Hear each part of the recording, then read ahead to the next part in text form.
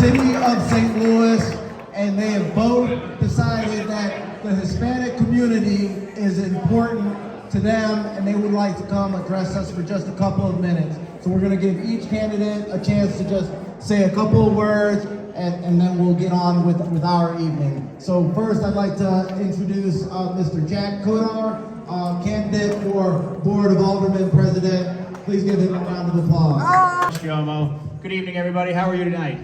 Good, how are you?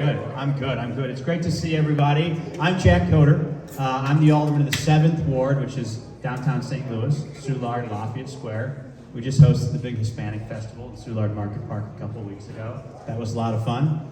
The margaritas were strong. And I'm running for president of the Board of Aldermen. For those of you that don't know, that's a position. It's a citywide position. It basically overseeing the Board of Aldermen and making decisions about the city's budget.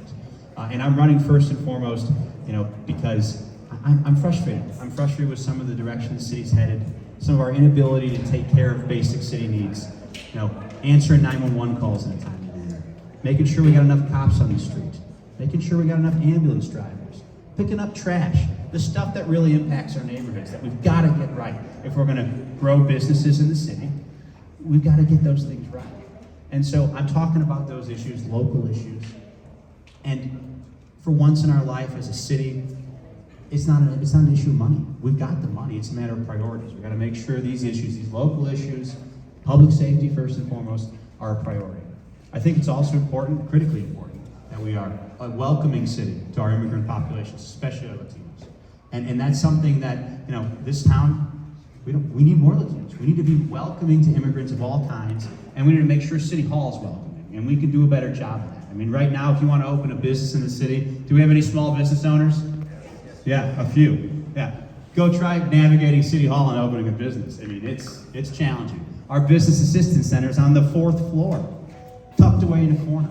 It should be right there in the lobby, easy for everybody to find, forms in multiple languages. We need to make these things easier. We have to be welcoming. If we're going to grow the city, we need immigrants, and we need to be in favor of business. We got to be a welcoming, supportive place to business. I think I've done that as alderman of the 7th Ward. I represent downtown St. Louis, Soulard, Lafayette Square, thriving business communities, and I'm hoping to take that energy citywide in this upcoming election on November 8th. Board of Aldermen here, so I'd like to introduce Megan Green, who is the current alderperson on the 15th Ward and is also running for president of Board of Aldermen. Thank you, and thanks for hosting us this evening. I first want to welcome you to the 15th Ward. We've been very lucky to have the Hispanic Chamber here in the 15th Ward, the area that I've represented for the last 8 years. Being the 15th Ward alderperson means that I have worked hand in hand with our Latino population, our Hispanic population, and our foreign-born population for many years. We know that the International Institute is right down the street as well, and I worked with a lot of immigrant-owned businesses, Latino-owned businesses, foreign-born-owned businesses who have gone to me and said, Megan, we keep getting dinged by City Hall for things that we don't know why we're getting dinged, right? City Hall is incredibly cumbersome to work through, especially if you are a small business owner, especially if you're an entrepreneur, right? And so one of the things that I've done over the years is worked with the International Institute to link them with various business owners that are having issues so that we can help them navigate the City Hall processes. But I think this needs to be more institutionalized within city government, right? We got to make a city government that regardless of who you are, where you come from, what kind of business you're trying to set up, we make it accessible for you. And we haven't been good at doing that. But I'm running for president of the Board of Aldermen because I believe in a St. Louis that works for everyone. And if we're going to build a St. Louis that works for everyone, that means we have to do some things differently than what we've been doing. We got to get our arms around crime in this city, right? We're known as the homicide capital of the country at the moment, but we can do better. There's models outside of St. Louis, like Operation Peacemaker, that was done in Richmond, California, that helped them drop their violent crime rates by 55% in 5 years. Those are things that I think we should be doing here, but too often city government has been afraid to look outside of St. Louis and recognize that there are things that we can learn from other people and other places to make us a better city. The other thing I think we got to do is retool the way that we do development in the city. The Board of Aldermen passed a bill a couple years ago that took out our Latino population from minority contracting. I don't think that's right. We gotta go back and we have to make sure that when we're passing legislation in city government, that it's inclusive.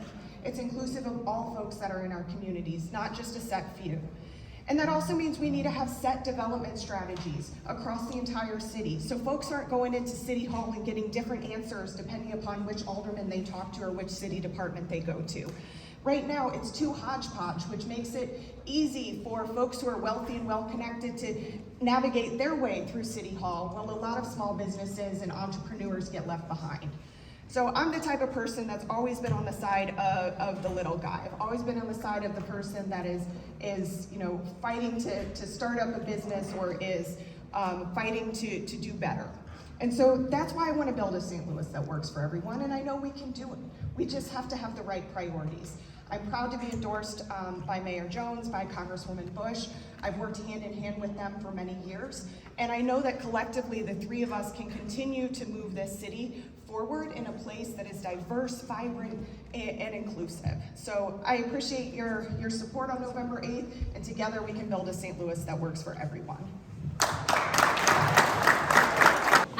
But I also have a special guest tonight from United Way. Please welcome Megan Freeman. This is so great to get this opportunity to speak to all of you today.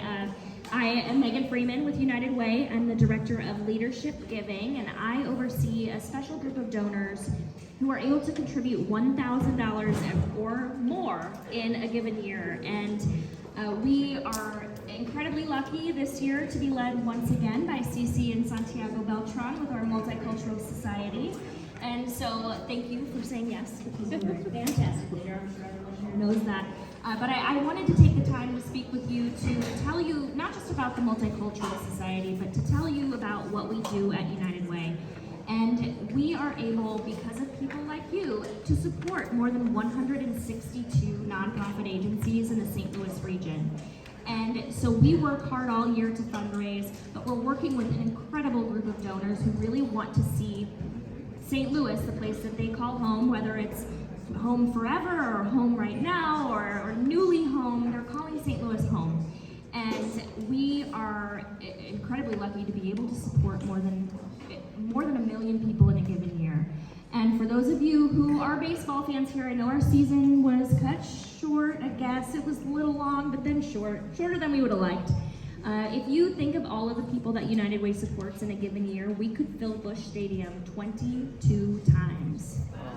And so, and what you may not realize is 1 in 3 people in the St. Louis region is supported by United Way but through one of their safety net agencies. We call all of these nonprofits our safety nets, so that when people are in times of crisis, whether it's a disaster or maybe it's a new diagnosis and they don't know where to turn, or they need support for daycare or to keep the lights on, we want them to reach out to us so we can point them in the right direction. So by making a gift, some of you probably work at companies that are running campaigns right now for United Way, so you may have heard of us through that. If not, just because our campaign is this time of year, it doesn't mean we ever stop fundraising, because those needs never stop. And actually, in a normal year, which we can say right now we're still in COVID, I don't know that we're in normal yet, but prior to COVID, in St. Louis, the St. Louis region, which includes 16 counties in both Missouri and Illinois, we found that 43% of people could not meet their basic daily needs. They weren't able to afford food or housing or transportation. They may not be able to work because it was too expensive to put their children in daycare. There are all of these different reasons. And so we know that during COVID, those needs increased, and we're still in COVID. So the need is even greater today than it was years ago. And I brought a few things today. You might see on some of the tables, there are some brochures for our campaign this year. It's our centennial year, so we're celebrating our 100th birthday. And I also brought some brochures for the Multicultural Society, which has raised more than $20 million since its inception in 2009. So it hasn't even been around that long and has made such a difference. I also brought a handout that shows all of the different agencies that United Way supports, that supports immigrants and refugees. I think that if you take a look at that, I don't think I put those on the table, they're at the front, but if you take a look at that handout, you'll see a lot of agencies on here, nonprofits, that you've supported in this community. Maybe you have utilized their services. So take a look at this list and know that when you make one donation to United Way, you're supporting the entire community in so many different ways. Now, I would like to introduce our chairman, Facundo Oyata. All right, thank you. All right, so a big day today. Every year in October we have board elections. I am super excited because we have 6 candidates. That means that there's a lot of people that are interested in becoming a board member, okay? Just for everybody, quick update. You gotta be a member for at least 1 year, okay? And you can be part of the board. You just have to be selected. There's different selections, but you can be maybe next year if you're interested, okay? If you call your name, means that you are elected. Daniela Velasquez, congratulations on your 2nd term. Jose Ponce, congratulations on your new term. Natalia Corray, congratulations on your 1st term. We're looking forward to have you on the board. Alejandra Berra, congratulations on your 1st term. Marta Mendez, congratulations on your 1st term. I came to the United States when I was 18, what I thought would just be like 4 years to go to college and then go back to Honduras. Lo and behold, I have now been in the US more than half of my life, and a lot of it has been here in St. Louis. When I started my career at Commerce Bank, I, of course, didn't have family in St. Louis. I came here because, husband, how life happens. And I'd say finding out that Commerce Bank was a sponsor and we were supporters of the Hispanic Chamber was really a saving grace for me. I immediately knew that I wanted to be involved in HLI, and I have been involved with the Chamber of Commerce ever since in some shape or form, either through these business after hours, networking with several of you through several years. HLI really created a community. We have a good familia where we bond, and it's so rewarding to see a lot of you just network, business owners, people that are here hustling hard, entrepreneurs, people here that are representing their companies.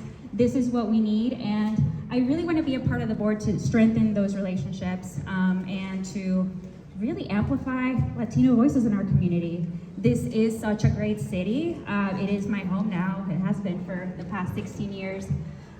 If you really can build anything here, and that's what we want. We want young professionals to develop, to build, grow, and stay. We want businesses to prosper, to thrive. I've had the opportunity to see many of you grow professionally, businesses grow, and I want more of that. I'm a business immigration attorney with the law firm of Coatar and Megan. It's a full service law firm offering services to clients in about 50 areas of law. I practice business immigration law, so I help businesses to navigate the complex immigration laws and also to address global mobility issues. Before I joined or I started practicing immigration law, I was involved with nonprofit organizations. And that's why nonprofit organizations are dear and close to my heart. I worked with nonprofit organizations for over 10 years. I started while I was attending law school in San Diego. I started with that Center for Migratory Affairs, and I worked there in different capacities. I worked from administrative assistant, and then I made it all the way up to assistant director. So I worked with the organization, policies, grant writing proposals, and I also was involved with the outreach program for Hispanic and Latin communities. After that, I joined another nonprofit organization in Miami, and I was in charge of providing immigration legal services for the Hispanic and Hispanic communities, and also I led the outreach program. I've been here in St. Louis for over 20 years, and I really love the work that the Chamber is doing. I moved to the United States 23 years ago. I'm originally from Colombia. I met my husband here. My plan was, like Alejandra, my plan was to go back home to my home country. Met my husband, married, and I've been happily living here in St. Louis. Now, I feel like I was very blessed because I came and I had papers and I was able to, grow professionally very quickly, but I know that that's not the case. We have a huge Hispanic population in St. Louis that maybe they don't have the same advantage. And I think that the Hispanic Chamber of Commerce is doing such a great job of helping everyone in St. Louis to thrive. It is the place to be. If you think about it, 1 out of every 4 new businesses are from a Hispanic entrepreneur. So the advantage of that is like we know that new employment comes from business, and so we're already contributing tremendously to that. Right now, 17%, or the Hispanic entrepreneurs represent 17% of the total US population. But by 2050, they're gonna represent 29%. So we are the group that is gonna bring tremendous growth to our St. Louis metropolitan area. And of course, I wanna be part of that. I'm representing myself, but I'm also representing Midwest Bank Center. Midwest Bank Center is an organization that has been working very closely with the Chamber for a long time now. We have been supporting the Chamber through the sponsorships like the Foundation Golf Tournament, the Working Women, and as well as financial education for small businesses. And I really think that being a liaison between the bank and the Chamber is going to really help the Hispanic community and continue to find ways to collaborate with one another. I've been in the marketing committee for the last 1.5 years. And as part of the marketing committee, I know that the Chamber is doing tremendous work of kind of continuing to position themselves in the community to be top of mind. So there's some brand awareness projects that are happening. And my work experience has always been in the marketing area. So I hope that I can contribute that way. I think that in the next couple of years, particularly 2023, we're gonna be facing an economic downturn. And so what that means is that the Chamber is gonna need even more efforts to grow and retain their sponsorship base. And what I bring to the table there is that I have been the liaison between the bank and the Chamber when it comes down to sponsorships.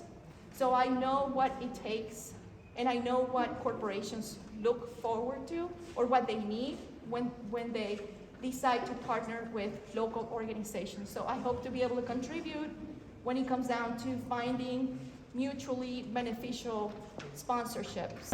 Long-term member of the board or the chamber, been in the board for a few years now. One of the major reasons that I continue to really put time and effort into the chambers because I want to continue to see our community grow. Our businesses have definitely expedited and grown here in the St. Louis market for a number of years now, and they're continuing to grow. We're one of the largest based communities that are completely all for entrepreneurship. Our chamber every year does the best in its capacity to continue to build on adding value to its membership.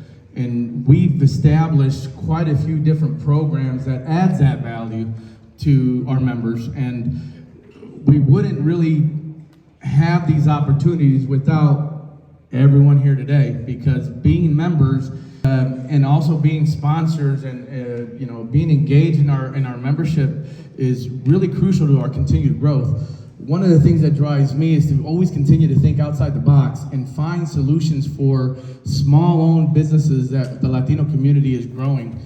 We continue to do that each and every day. We constantly find ways to really develop that space, and we have great individuals that are on the board now and great individuals that are right now wanting to be part of the board. As I stated earlier, I served on the board already for a number of years.